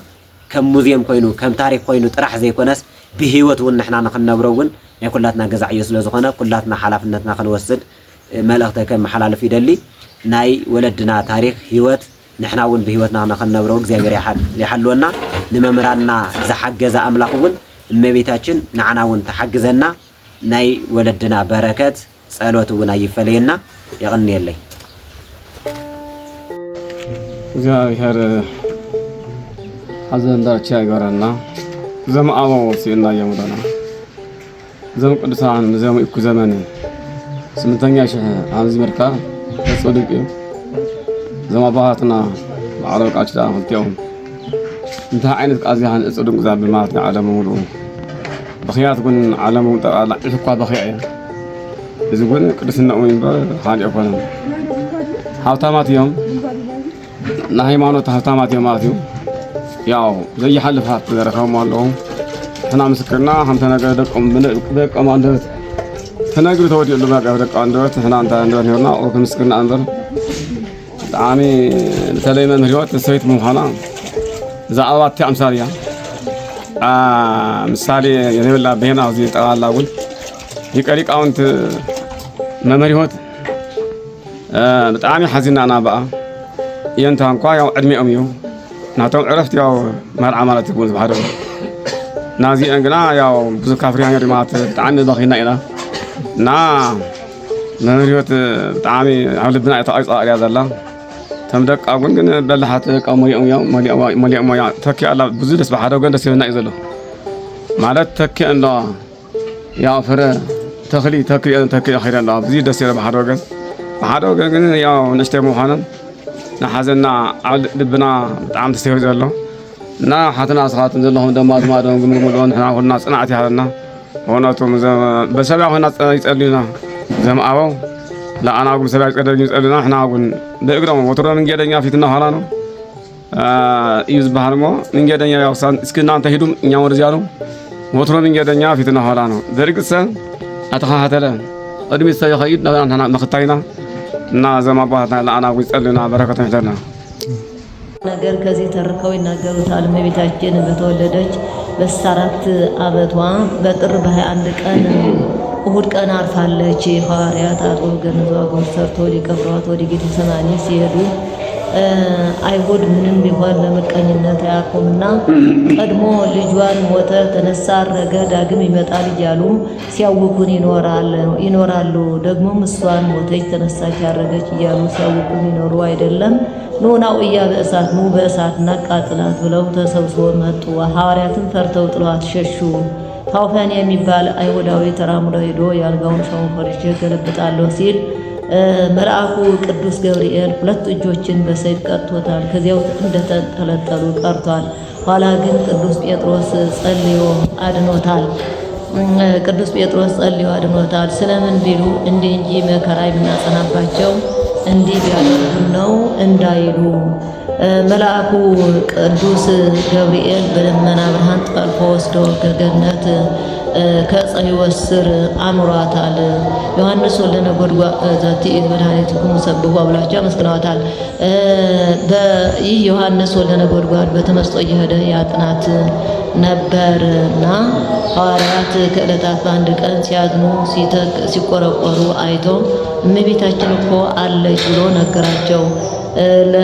ለዮሐንስ ተገልጻ ለእኛ ሳትገለጽልን ነው ብለው ሱባኤ ይገባሉ። ያን ጊዜ ነሐሴ ሰኞ ይብታል። ሰኞ ለሰኞ 8 ሰኞ ለሰኞ 15 በ15ኛው ቀን ስጋዋን ከዕፀ ሕይወት ስር አውርዶ ሰጥቷቸው እንኩ ገንዛችሁ ቀበሩ ብሏቸው ገንዘው ቀብረዋታል። በ3ኛው ቀን ተነስታ አርጋለች። 3ኛውን ቀን ከወዴት አምጥቶ ይሞላዋል ቢሉ ያረፈችበት የጥር እሁድን አምጥቶ ቆጥሮ በተነስታ መላእክት በይባቤ በእልልታ ይዘዋት ሲያርጉ ሳለ ይህ ቶማስ ከመካነ ስብከቱ ኖሮ በደመና ብርሃን ተጭኖ ሲመጣ ከውሃው ላይ ተገናኙ። መላእክት እመቤታችን እንጂና ስገድላት አሉት። ወፈቀደ ይደቅ እንደመናሁ ይላል ተቆ ከቶ አንቺና ልሽን ምን አደረኳችሁ? ቀድሞ የልሽን ትንሣኤ ሳላይ ቀረሁ። ደግሞም ዛሬ ያንቺን ሞት ሳላይ መቅረቴ ነው አላት። እንዳንተስ የተደረገለትም የለም። ሐዋርያት ሞቴን ቢያዩ ትንሣኤን እርገቴን አላዩም። ልቁሲ የተገነዝኩበት ሰበን ነው፣ ወስደህ ስጣቸው አለችው። ያንን ይዞ ሄዶ በመካከላቸው ተቀምጦ እመቤታችን እንደምን ሆነች ብሎ ይጠይቃቸዋል። እሷማ ሞተች አሉት። መቼ ሞተች አላቸው። በጥር በ21 ቀን አሉት። መቼ ቀበራችኋት አላቸው። በነሐሴ በ15 ሞት በጥር በነሐሴ መቃብር፣ ይህ ነገር እንደምን ነው ብሎ ተጠራጠረባቸው። ቅዱስ ጴጥሮስ ቁጭ ነበርና አንተ ተጠራጣሪ፣ አንተ ብቻ ተጠራጥረህ ትቀራለህ፣ ሌላውንም ታጠራጥራለህ እንጂ ብሎ ወነስአ ምክራዮ ይላል። መቆፈሪያውን ይዞ ሂዶ ይቆፍር ጀመር። ሂዶ ቢቆፍር አጣት ወደንገጸ ጴጥሮስ ይላል። ደነገጠ። አይሁድ ሰርቀው ወስደው እሳት አቃጥሎብኝ ብሎ ያወጣ ያወርድ ጀመር። እውነት የያዘ ሰው ጸጥ ብሎ መስማት ልማድ ነውና ጸጥ ብሎ ሲሰማው ቆይቶ እውነትስ አታምኝም ብዬ ነው እንጂ እመቤታችንስ ተነስታ አድርጋለች አላቸው። ይኸው ተነስታ አድርጋለች፣ ይኸው የተገነዘችበት ሰበን አላቸው። እውነት ነው፣ ይህ የገነዝንበት ሰበን ነው ብሎ ያንን ለበረከት ከ12 ተካፍለው በእጅ መካነ ስብከታቸው ሄደዋል። በዓመቱ ለቶማስና ለዮሐንስ ትገልጻላቸው ለእኛ ሳትገለጽልን ነው ብለው እንደገና ሱባኤ ይገባሉ። ያን ጊዜ ነሐሴ ረው ይሉታል። ረው እስከ ረው 8 ረው እስከ ረው 15 ሐሙስ 16 በ16ኛው ቀን ጌታ ስጋዋን አውርዶ ስጋዋን መንበር አድርጎ ሐዋርያትን በየማዕርጋቸው አቁሞ ቀድሶ አቅሯቸዋል። ወተጨረረት በደወልዳ ይላል። በልጇ እጅ ተቆሮላታል። ከዚህ ቃል ኪዳን ሰጥቷታል። ጾምሽን የጾመ ዝክርሽን የዘከረ በዓልሽን ያከበረ ከዚች ቀን ስጋዬን ደሜን የተቀበለ ምሬልሻለሁ ብሎ ከዚህ በኋላ ሁሉም እያዩት በመስቀል ብርሃን ባርካቸው ተነስታ አርጋለች። ተነስታ አርጋለች። ወስብሐት ለእግዚአብሔር አነሳስቶ ላስጀምሮ ላስጨረሰን ለእግዚአብሔር ክብር ምስጋና ይግባው።